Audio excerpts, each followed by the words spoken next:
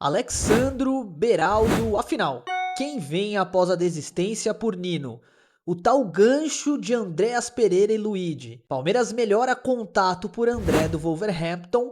Empresário de Paulinho confirma a data de retorno do jogador e como o Palmeiras vem para encarar o Internacional. Fala família Palmeiras 90 a mais, é isso que você vai ver no vídeo de hoje. Vamos te atualizar de tudo que tá rolando no mercado, todas as negociações e especulações, tá bom? Esse vídeo é um oferecimento do nosso patrocinador, a CVREC.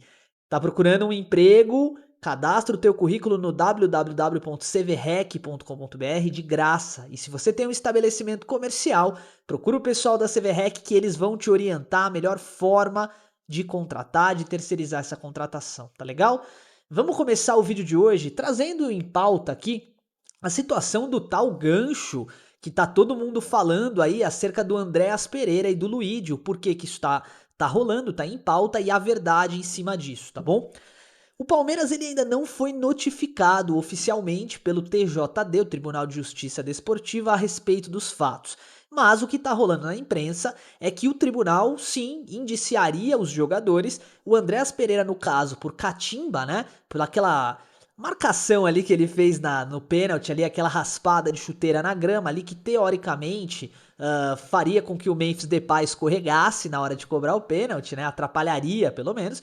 E o Luigi, porque finalizou uma bola depois do gol do Palmeiras, do Flaco Lopes, que acabou pegando na torcida e acertando o rosto de um torcedor, tá? Punição absurda, tá? O caso do Luigi, então, não vou nem falar, né? Então, assim, eu não acho que isso... O Palmeiras tá lidando com uma certa tranquilidade com relação a isso, porque, cara, não há na história, pelo menos na recente, que eu me lembre, algum jogador que tenha sido punido, por exemplo, por ter feito o que o Luigi fez, depois de um gol, chutar uma bola, entendeu? Não faz sentido nenhum. É uma ânsia ali de comemoração, né? Uma alegria, um ímpeto, e acabou acontecendo, mas isso não quer dizer que o jogador mirou a cabeça de alguém, enfim, bizarro, tá? Sobre o Andréas, acho absurda também a situação, tá? Principalmente porque o Andreas Pereira nitidamente não tem um histórico de catimba, tá? O que ele fez ali talvez pode ser considerado catimba e ele, ok, tome um jogo de punição, acho que faz sentido até no máximo, tá? Mas não me lembro na história de outro jogador ter recebido essa punição. Tá? O que estão falando na mídia é que tanto Luigi e Andreas Pereira ficariam fora do resto do campeonato. Eu sei, no Brasil, sobretudo, a imprensa muitas vezes ela tende a fantasiar e a aumentar as coisas, até porque às vezes para eles não tem notícia tão relevante, né? Não faz sentido e eu tô acompanhando essa situação de perto e vou trazer para vocês os detalhes quando recebermos, tá bom? Vamos falar agora um pouquinho de mercado da bola? Porque tem bastante coisa interessante que eu preciso conversar com vocês. Falamos na semana passada, né? Essa semana seria um divisor de águas aí a respeito da possível chegada do Nino. Ou falamos, né? Ou vai ou racha. E ao que tudo indica, de fato, rachou. Tá? O Palmeiras não vai conseguir convencer os russos não estão dispostos a liberar o jogador nesse momento, ele é tido como um capitão lá na Rússia, né? E aí o Palmeiras já não tem mais tanto tempo para aguardar, para conversar, tá partindo para cima das outras opções e a gente trouxe os dois nomes principais que estão sendo especulados, tá? O primeiro é o Alexandro do Lille e o Palmeiras mantém as conversas com o Lille, tá? É um jogador que vale hoje aproximadamente 20 milhões de euros, que é um valor completamente fora da casinha para o Palmeiras, tá?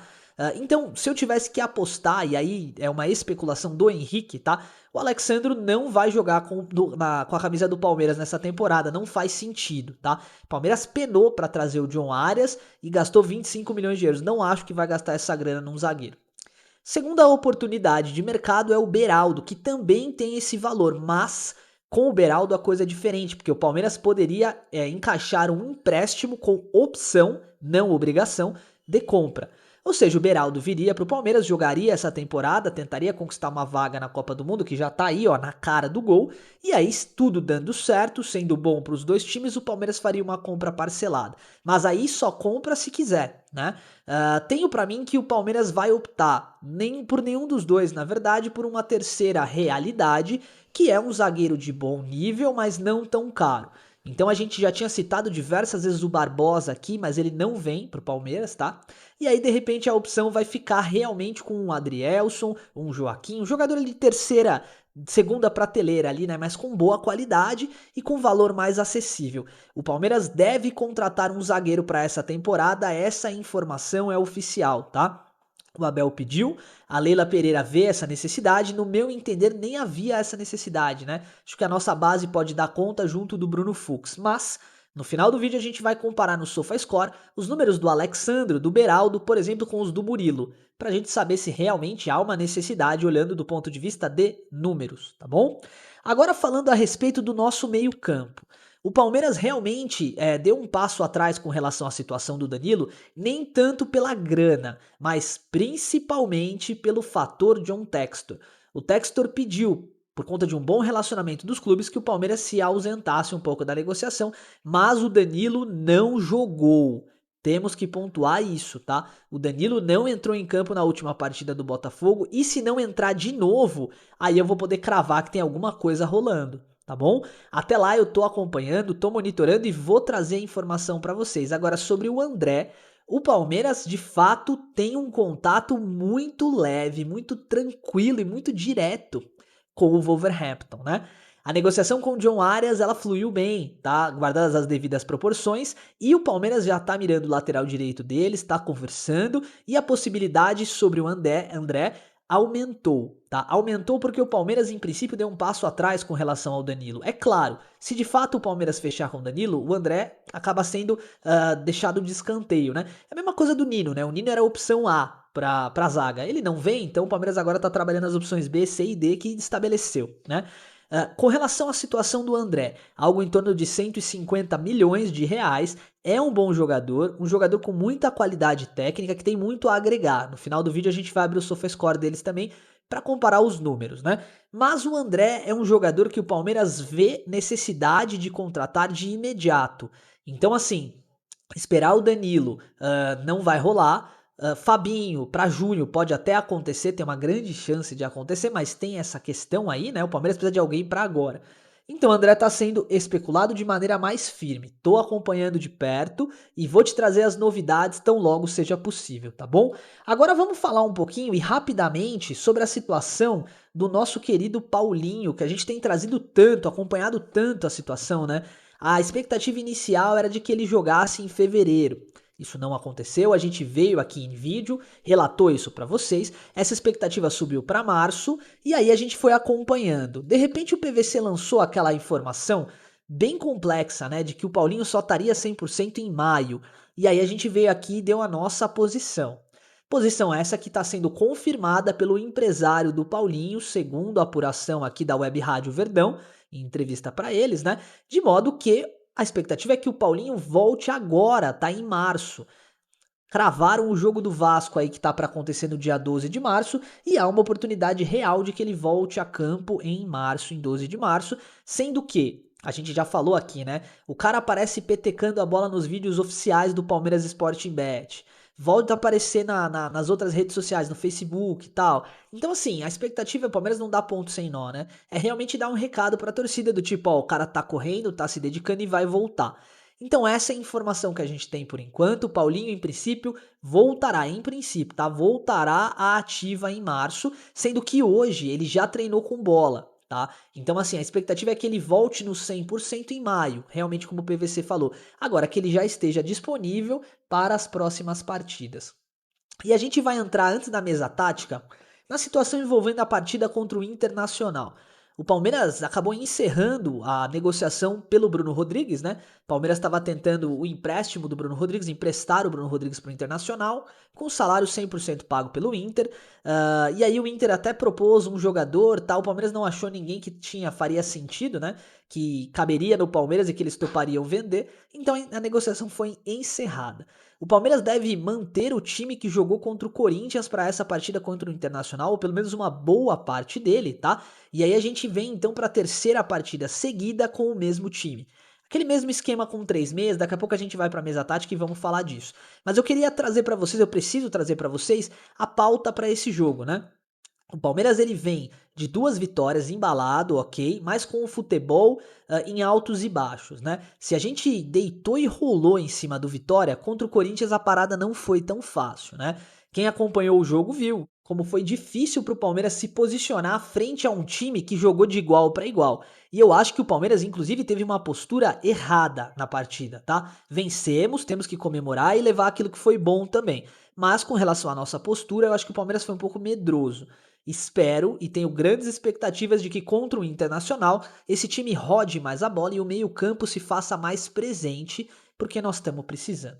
Vamos para nossa mesa tática aqui rapidinho, porque eu preparei uma coisa para vocês e eu quero que vocês me digam a opinião. Gente, então aqui nós estamos com o time que eu montei do Palmeiras com a chegada do John Arias, tá? E o retorno do Paulinho. O Paulinho vai entrar nesse time já já, tá bom? Vamos tentar entender aqui como eu tô pensando esse time. Eu tô pensando um Palmeiras com 3 zagueiros para jogar de forma ofensiva. E você já vai entender como esse time ataca e como esse time defende. Carlos Miguel é o goleiro, com Gomes, Fux e Murilo fazendo uma linha defensiva, Marlon Freitas e Evangelista numa dupla de meio-campistas mais defensivos, Arias na esquerda, Andréas é o nosso camisa 10, Alan na direita, Flaco e Vitor Roque. 1, 2, 3, 4, 5, 6, 7, 8, 9, 10. Beleza? Perfeito? Para esse time jogar, esse é o desenho tático de início de partida, mas você que acompanha o canal já sabe, nenhum time se mantém estático durante os 90 minutos. O posicionamento vai rodando, né?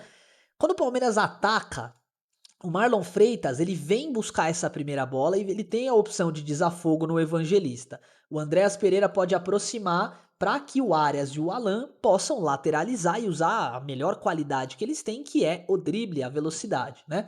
Na frente, Flaco e Vitor flutuam com deslocamento livre, sem aquela posição fixa, né?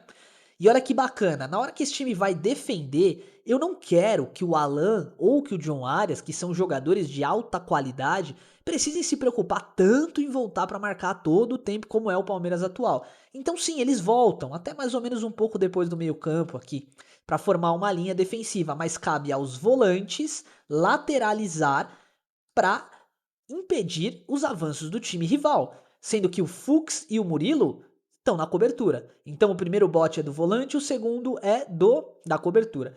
E aí você vai me falar, mas Henrique, aí a gente fica sem meio campo aqui, né? Vai ficar exposto. Não, porque o Alan e o Arias, junto do Andréas Pereira, fecham essa linha defensiva. Beleza? Então a gente tem aqui um Palmeiras mais ousado. Isso aqui é uma escalação para treinador que não tem medo de perder o emprego, né? Para treinador que quer ver o time jogar. Desse jeito, a gente acaba com um dos maiores problemas do Palmeiras, que é o chutão, a bicuda para frente, seja o que Deus quiser, né? Eu gosto dessa formação e eu quero que você me diga nos comentários se faz sentido para você.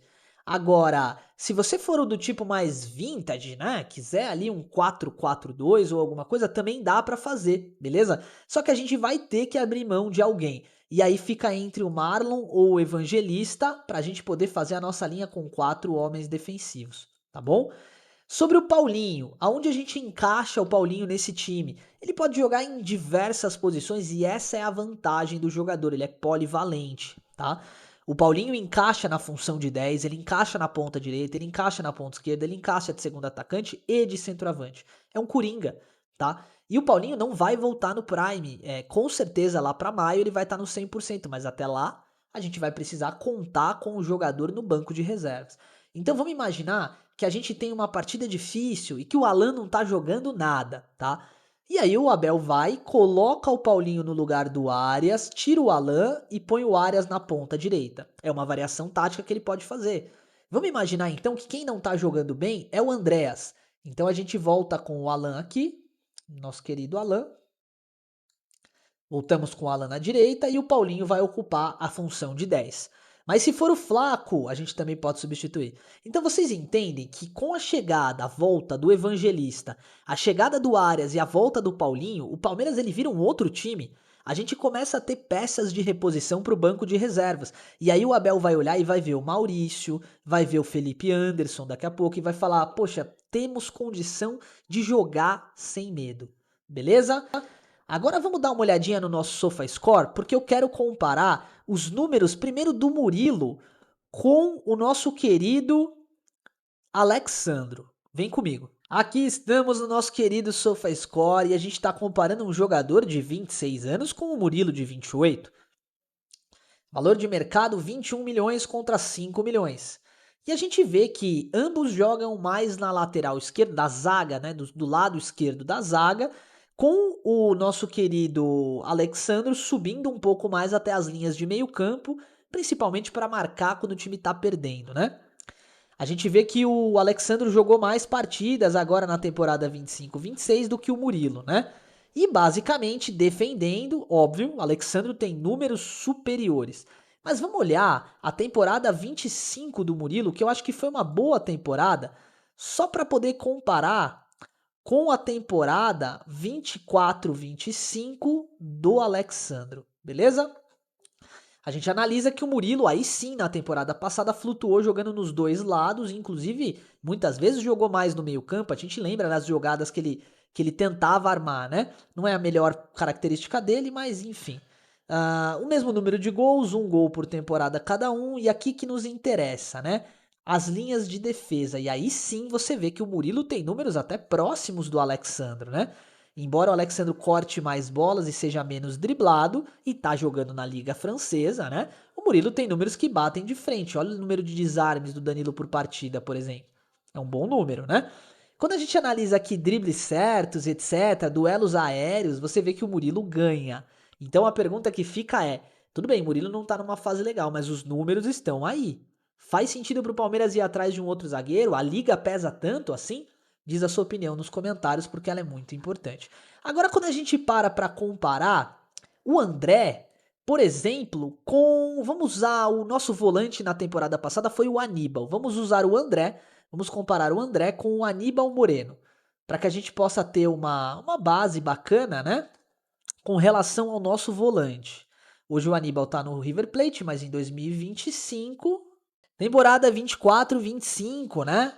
Do André, a gente vê um posicionamento muito mais pulverizado do André em campo, né? Correndo o campo inteiro, enquanto o Aníbal Moreno tem seu mapa de calor mais aquecido na parte defensiva, né?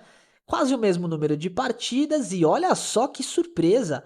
Atacando, o Aníbal Moreno tem números maiores, finaliza mais a gol e etc. Inclusive, não é possível. O Aníbal Moreno tem números melhores com relação a passes, mais acerto de passe longo e etc. Defendendo, o André é um monstro, um leão, né? Então ele ganha nos duelos no chão, ele ganha nos desarmes, ele ganha no número de dribles que ele toma, que é bem reduzido, né? Realmente tomou até menos cartão amarelo.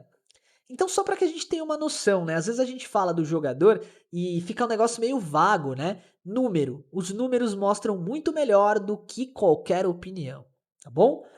Então, quero aproveitar esses minutos finais para te agradecer. Obrigado pelo carinho de sempre, por estar sempre aqui no Palmeiras 90 a mais. Você sabe, um forte abraço e avante palestra.